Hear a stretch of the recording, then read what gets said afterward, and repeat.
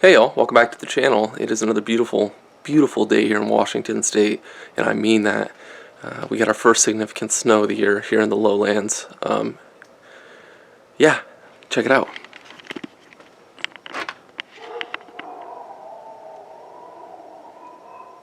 Dogs going off in the background.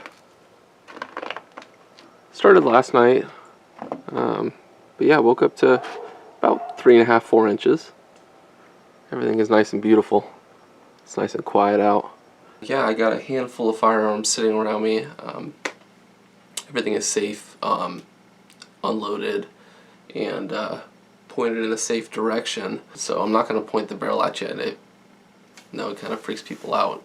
Freaks me out as well when people do that on videos. I know it's a video, but it's still kind of like, it's a little off-putting if you're just staring down the barrel of a gun the whole time.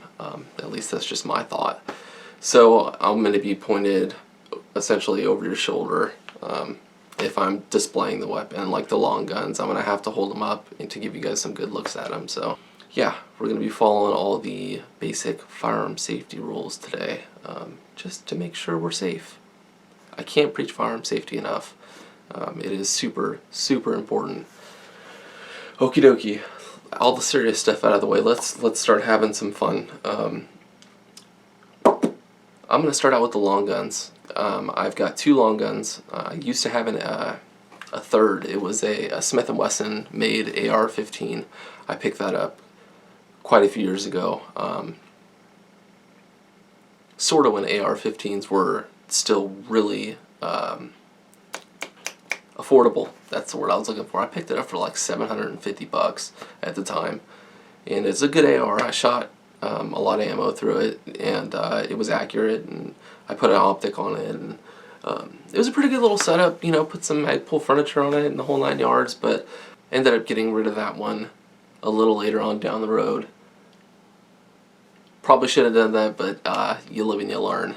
Anyways, so what I do have left is 2 long guns that I'm really happy with, that can kind of do a lot for me in terms of uses.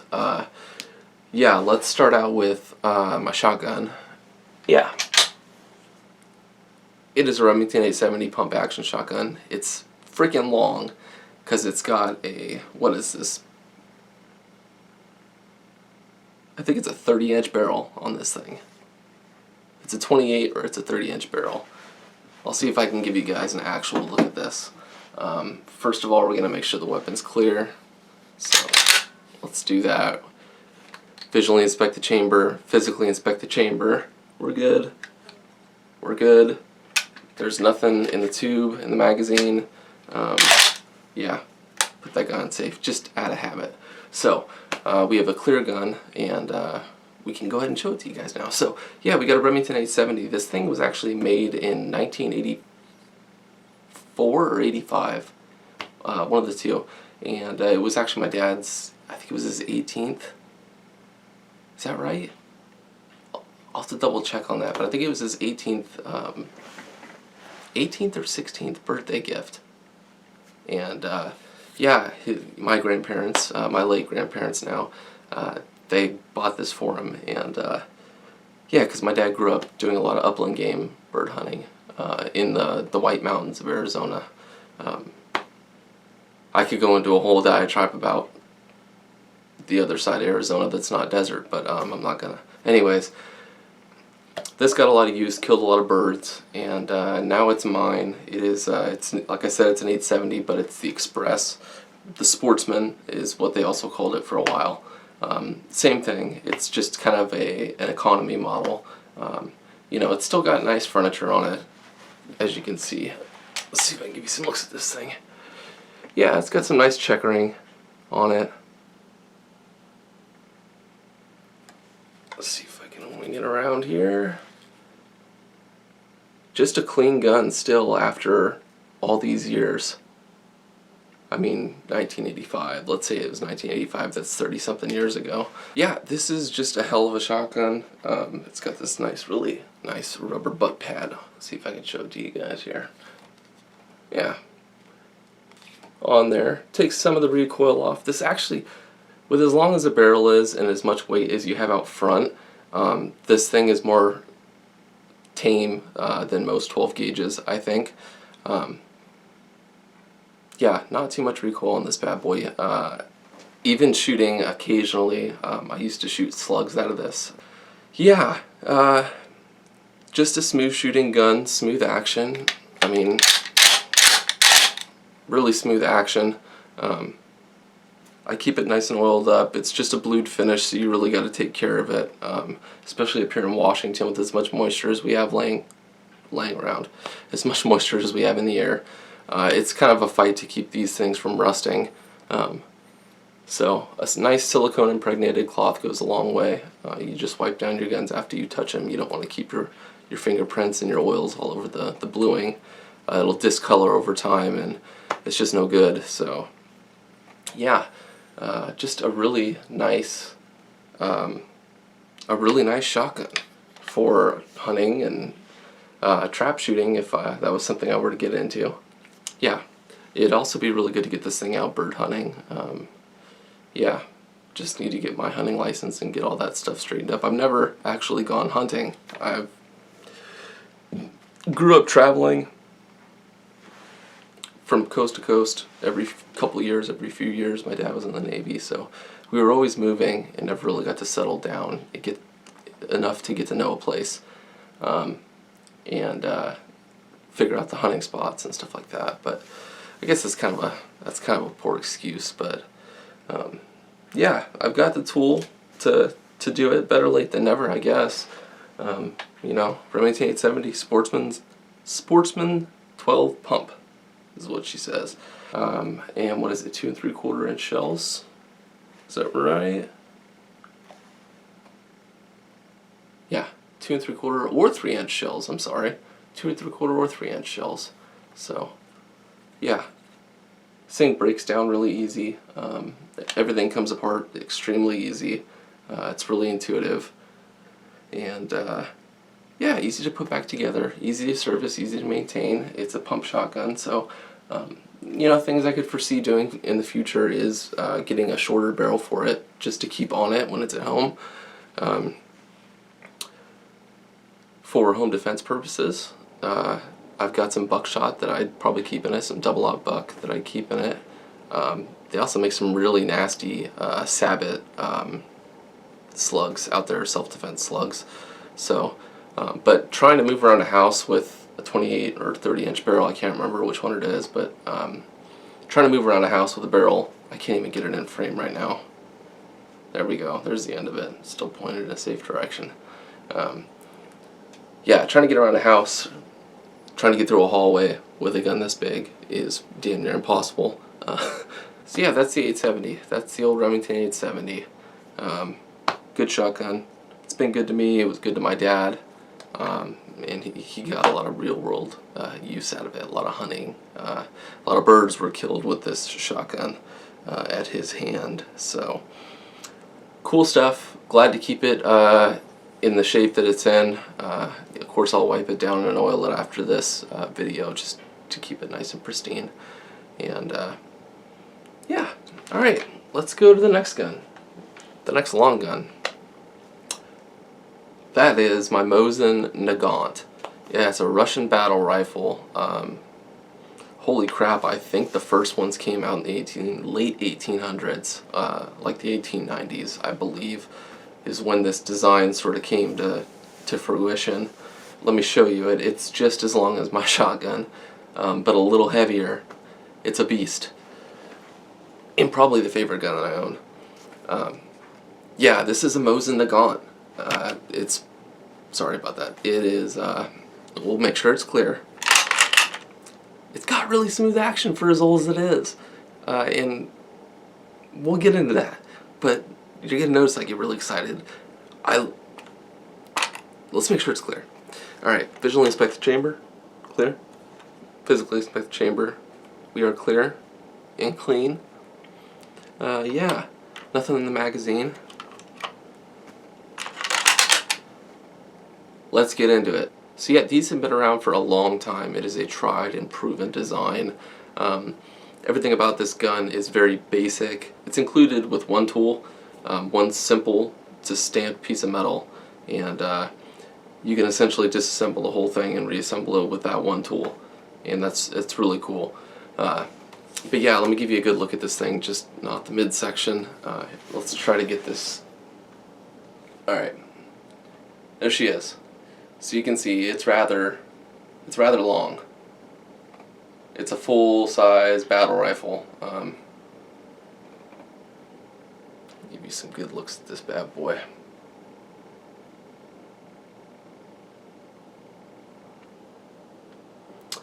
Yeah.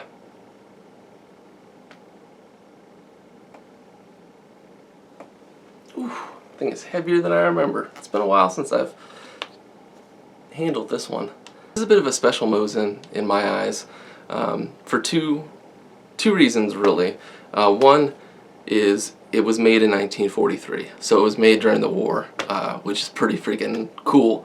And second of all, it was made in the Tula factory, which is, there was two major factories, I believe, that produced Mosins for Russia, and Tula was considered the better of the two, and I just happened to get a 1943 Tula, so yeah, I'll show you up close on the manufacturer stamp that's still on there. Barely. Come on. There it is. There's the Tula star with the arrow and 1943 stamped in it. And some Cyrillic, some Russian. Yeah.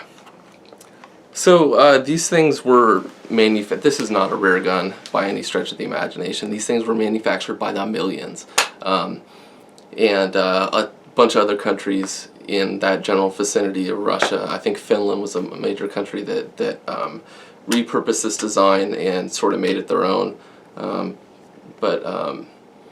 Yeah, it saw a lot of action, and you know, there is a good chance this is a surplus condition rifle, so it's got a lot of you know, I wouldn't call it major damage, because it's not actually into the wood. It's mostly surface abrasions and stuff like that in the stock and the finish. I think it's in pretty dang good condition for as old as it is. So what happened to these rifles is they were built, and it's kind of cool to think about that maybe this rifle actually saw action. These rifles were built by the millions, issued to Russian soldiers and whoever else, and saw action, and then at the end of the war a lot of those rifles were returned and put in barrels of cosmoline, which is a preservative, really nasty stuff to work with. We'll talk about that here in a second. Preservative. And these things were stored for years and years. And these things were shipped into the States by who was it by? I cannot remember the importer name now. I can't remember the name of the importer for the life of me right now. It's etched on here, CAI, which I cannot remember what that stands for. But they're an importer, and anyways, they imported a ton of these guns, and they got really popular. And at the time that I was trying to find one, they were extraordinarily popular, but really hard to find.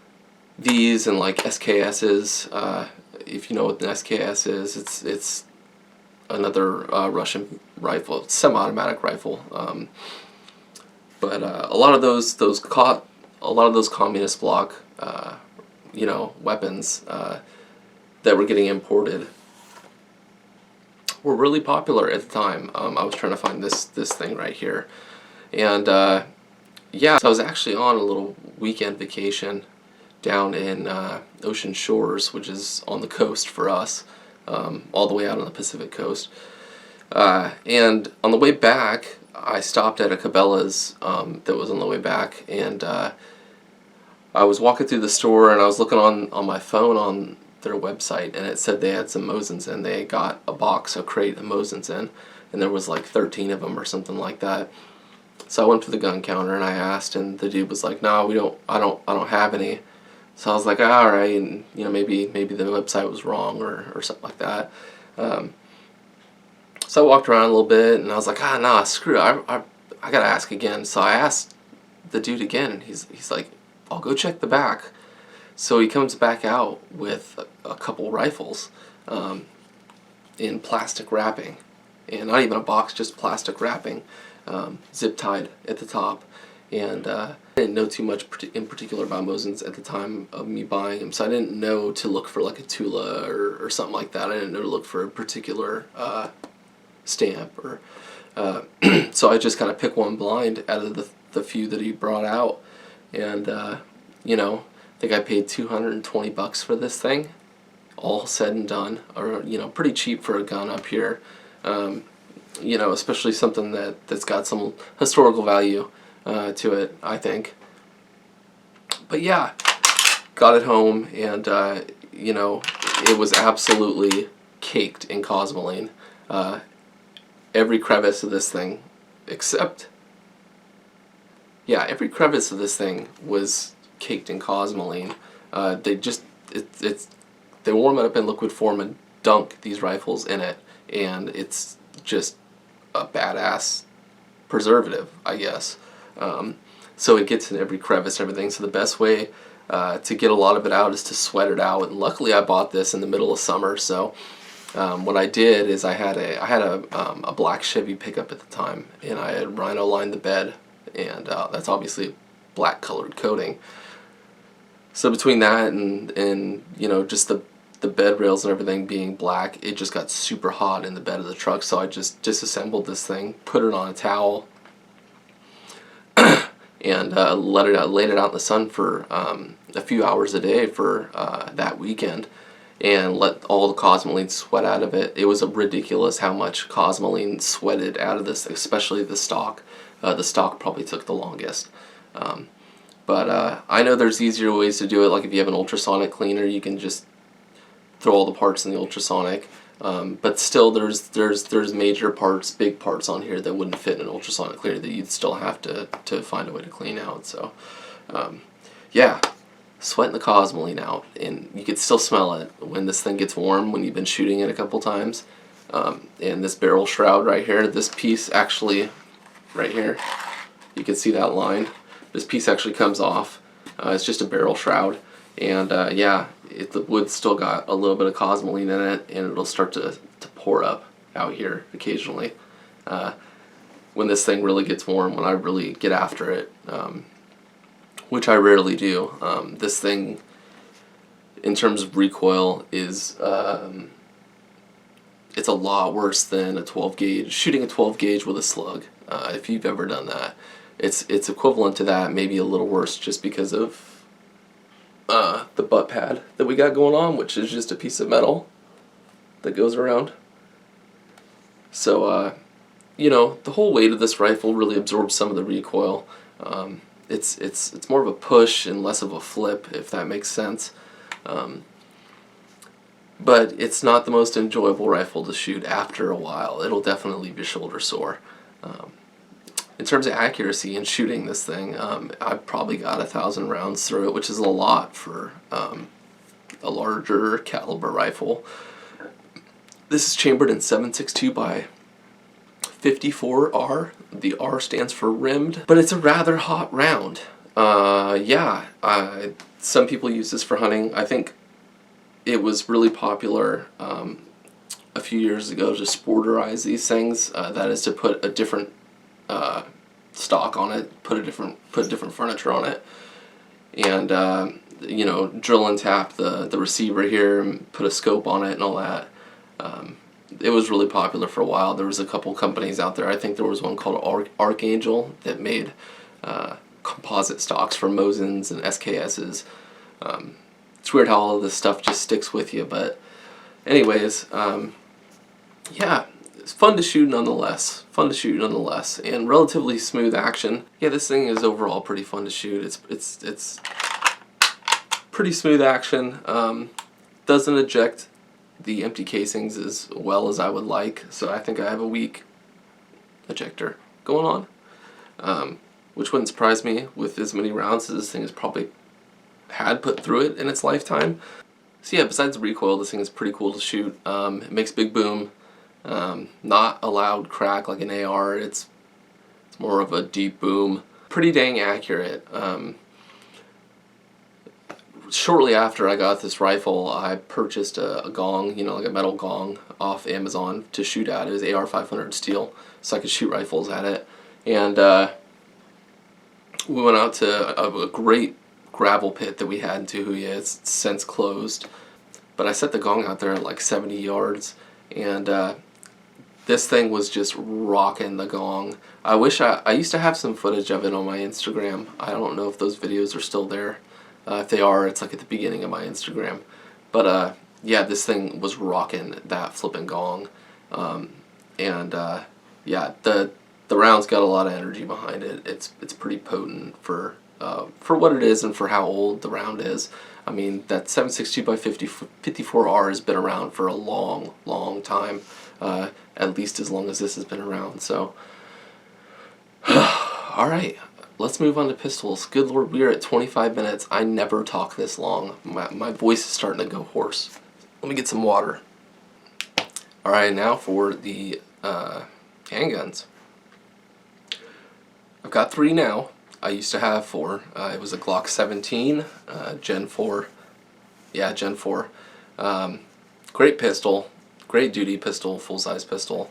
I can see why so many law enforcement agencies use it, but at the same time that I got rid of the AR that I briefly talked about earlier, I got rid of the Glock 17 because at that point I had 2 duty pistols. I had 2 full-size pistols.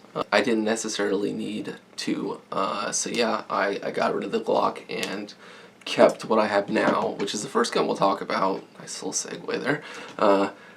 And that is the Springfield XD in 9mm. Visually and physically inspect the chamber.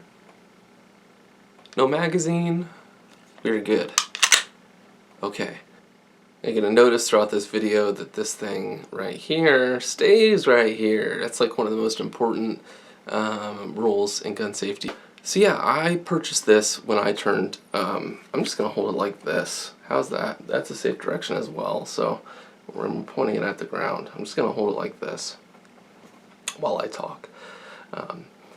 So I purchased this. This is my 21st birthday gift. So you got to be 21, at least in Washington State. I think it's pretty much that way throughout the states, throughout the country. I think you got to be 21 to purchase and carry a pistol, if your state allows you to carry. That's a whole nother separate video. So yeah, I turned 21, went down to my local sheriff's department, I guess you'd call it, Kitsap County Sheriff Department. Filled out, sorry guys, kick this tripod, filled out a bunch of paperwork and got fingerprinted and got a very thorough background check done. I went through all that and of course everything came back good. I'm gonna buy a law-abiding citizen, and I was granted a concealed carry permit by the state of Washington. Ooh, so that meant I could carry my gun concealed most places. There are still a very definite list of places you cannot carry a firearm. That's another video for another time again. But yeah, purchased this when I turned 21. It was between this and a Glock 17 at the time. I just wanted a full-size pistol to take with me in the woods. Spending a lot of time out in Tahuya at the time, and yeah, a full-size pistol just kind of fit the bill. And even at full size, this is a 4 1/4 inch slide, I believe. So it's still not that big of a full-size pistol. Yeah, it's still very concealable if you have a relatively slender frame. It's pretty easy to conceal, and you know, the handle isn't too long to where it's causing excess printing. Yeah, good gun, great gun. Great gun to learn to shoot a pistol on, which was this. The first time I shot a pistol was a .22, which is good. I think that's probably where you're supposed to start. But Yeah, I shot a 22 at like 5 or 6 years old, and then didn't shoot guns again until I turned pretty much 18. And my dad gave me that 870 on my 18th birthday, that pump shotgun that I just showed you guys. And that was down in California, and you know, we went out and did some shooting down there, some target shooting. Yeah, it was nothing like when we came up here to Washington and really got into pistols and all that, and started target shooting like every weekend. But anyways, back to this. Yeah, solid pistol. Taught me the basics of shooting a handgun, really. You know, I think you might start at a 22 and then immediately, when you're comfortable with the 22, move to a 9, because a 9 is a very controllable caliber in my opinion. Even for beginning shooters, it's not that scary to shoot. But at the same time, you're getting the same feedback as you would with a full-size gun, or the full-size caliber rather. You know, something that you're actually going to use for self-defense. You know, there's some people that carry 22 for self-defense, but realistically, I think, at least me, I'd like to start at 9 for self-defense. You know, it's just a good starting point. So, but yeah, the more I carried this, and the more I conceal carried it, the more comfortable I became with you know, carrying a gun in public, which is, I think, it is terrifying at first. I think for most people, most sane people, it's a little disconcerting at first carrying a gun concealed. Sorry, I'm just trying to change angles every once in a while so it doesn't get too boring. Yeah. But you know, everybody has a different experience with that, and your environment has a lot to do with it. Anyways, enough about that. I probably talked too long about that. Let's get into the nitty-gritty of the pistol. 4¼ inch slide, I do believe. 9mm. Will this handle plus P? No, this is not rated at plus P. Yeah, at least I believe it's not rated at plus P rounds. So yeah, 9mm, good enough. I like to shoot, when I target shoot, it's usually 115 grain ball ammo. And then carry ammo is 124 grain hollow points. 124 grain seems to be a really good sweet spot ballistically for 9mm. So, yeah. Only safety we have on this gun, I guess we have 2 safeties. You got the grip safety right here, which is pretty intuitive. If you grab the gun, you know, with a full grip, you depress it, and then you're good to go. Your second safety, it's kind of a passive safety, is this little paddle on the trigger here. That has to be depressed for the trigger to be pulled. So yeah, other than that, there is no, do this in a safe way, there is no thumb safety, which is the way I like it. It's one less thing to think about. Sure, I've got almost 10,000 rounds to this gun. It's over 10 years old now. It's a beast. It's overbuilt. That's probably the best way to put it. It's just an overbuilt handgun. Not particularly lightweight. My Glock 17 was lighter, even though it was dimensionally bigger. It was lighter weight. I think the slide cuts are just thicker in here, and it's just a heavier machined pistol. Striker fired pistol, if I didn't mention that. I'm sorry. I probably should have mentioned that at the beginning. I'm trying to keep this organized as best I can, but there's so much I feel I want to say about each gun.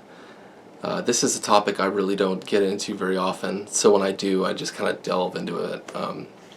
But yeah, I mean, yeah, this used to be a major hobby. This and reloading. I have a Dillon reloading press that's still good to go. It's still pretty set up. I've got the 9mm dies on it right now. So yeah, it's set up for reloading 9. I used to reload a ton because me and my dad used to shoot, like I said, every weekend. We go out to various state lands and you know, target shoot for a couple hours, you know, put a couple 100 rounds downrange in a session between pistols and long guns, and then come home and clean brass and reload. So That was before things changed and ammo almost doubled in price, at least for a while there for 9mm, for any caliber. It was just ridiculous. So shooting every weekend and even reloading supplies were hard to find. So it was just, it kind of put a damper on this as a every weekend hobby, and it's more of an every couple month kind of thing now, where, you know, we'll pull the guns out and take them out and go shooting, and you know, haven't reloaded in years. I've still got everything I need to do it. Anyways, that being said, I think that's all I want to say about this pistol. So yeah, let's move on to the next one. Set this guy down. Next one I want to talk about is not going to be as long of a diatribe, I promise. And that is the smaller of the two semi-automatic pistols I own. That's the Ruger LC9S. We'll do a safety check first. This is the gun. We will visually and physically inspect the chamber, and there is no magazine in the gun. We are good to go. Let's go and let the slide go and put the safety on. It's got a thumb safety, so we're going to use it in this case just for demonstration purposes. But yeah, this is the LC9S. There was the LC9, which was hammer fired, if I'm right on that, I think. And then there was LC9S, which is striker fired. It's got a much better trigger, in my opinion.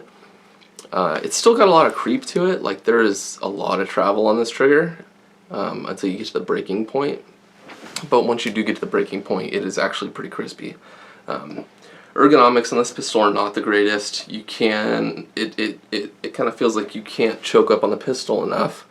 You know, I put a little bit of grip tape right there to try to get some kind of traction, to get my hand closer to the bore axis, closer up to the bore axis. It's got a relatively high bore axis, which means it kind of bucks a lot for a 9mm. This bad boy is rated at +P, if I am correct. No, it is not. I don't see it written anywhere, so I don't think it is rated for +P. I was mistaken. The last gun we're going to talk about is rated for +P rounds. I think that's what I'm thinking of. So yeah, LC9S, I bought it strictly as a concealed carry pistol. And you know, overall the lines are okay. Everything's rounded off where it needs to be. All these edges are chamfered. You know, this back end right here is rounded. The sights are rounded off on the sides. There's no real sharp edges on this gun. I'll give you some close looks at it now. Yeah, so it's in and out of the holster. In and out of the holster relatively well, relatively easily, and yeah, I think, what is this, 7 rounds? Yeah, 7-round mag, 7+1. So, you know, there are better concealed carry handguns out there, capacity-wise, but you know, it's an okay gun for a last-ditch situation, which is kind of what this is for.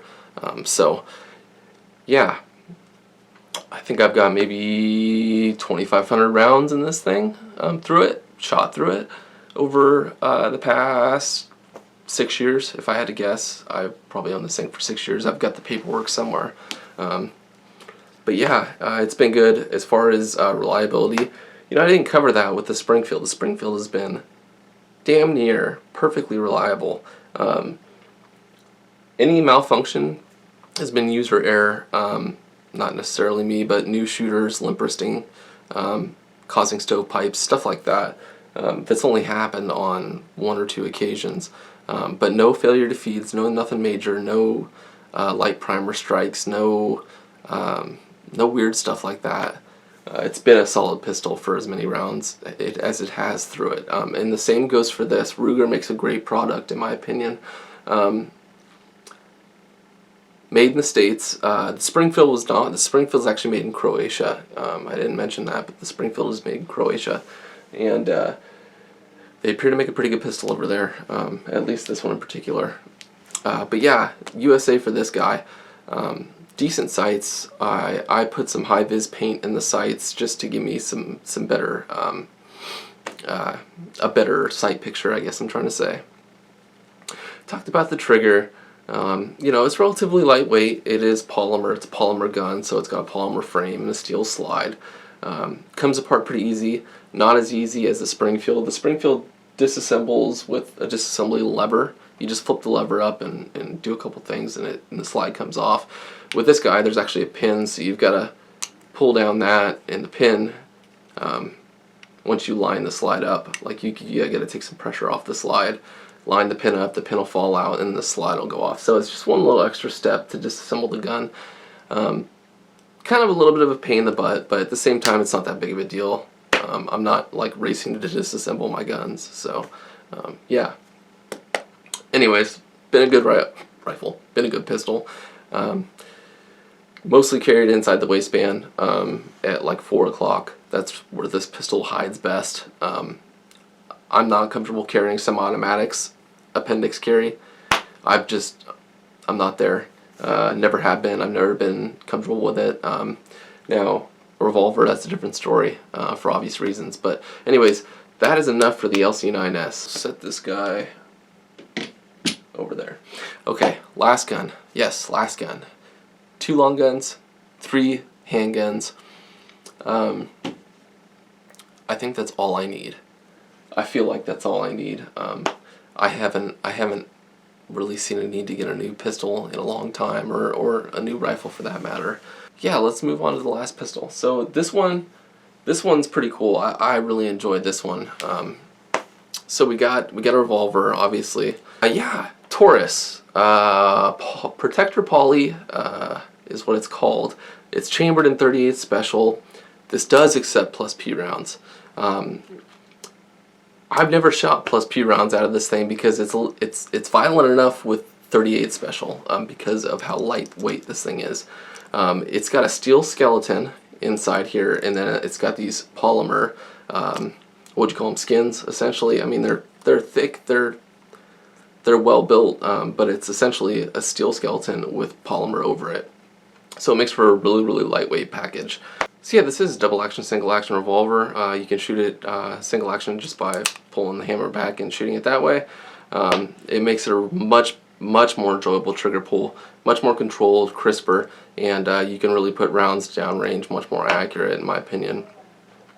But you can also shoot it double action. I'm going to go ahead and decock it real quick. This thing does have a transfer bar on it. Is that right? Transfer bar or crossbar?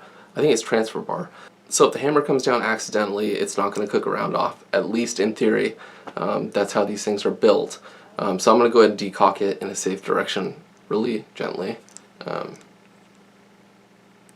It's an empty gun, so we're being safe.